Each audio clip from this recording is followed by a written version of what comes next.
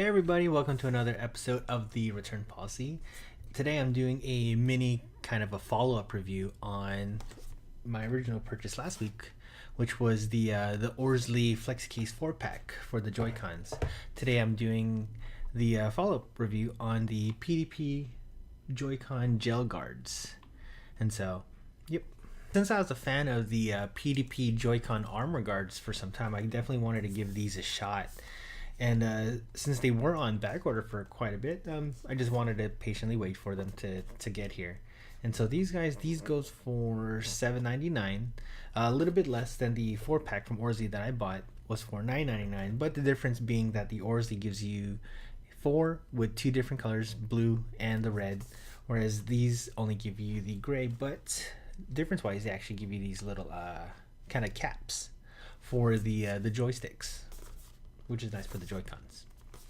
So right off the bat, the first thing I wanted to compare was the bump on the back of the gel guards, and lo and behold, the difference is definitely noticeable. So here is a side-by-side comparison of the Orsley versus the PDP brand. So you can definitely tell that the Orsley has quite a bit more pronounced bump than the PDP version. First thing you notice is the feel of the texture, and it feels very similar to the Orsley brand, and which I didn't really have any issue with. So if you like these as opposed to a hard shell plastic or a different type of material, you would definitely not have any issue. So one small difference is that at the bottom right of the right Joy-Con, you'll notice there's the Nintendo Switch logo, whereas on the Orsley there's nothing there. So currently my favorite way of testing these is actually playing them with a fighting game and trying to make the most out of the kind of the makeshift D-pad that's on the left Joy-Con. And with the Orsley, I was able to find out that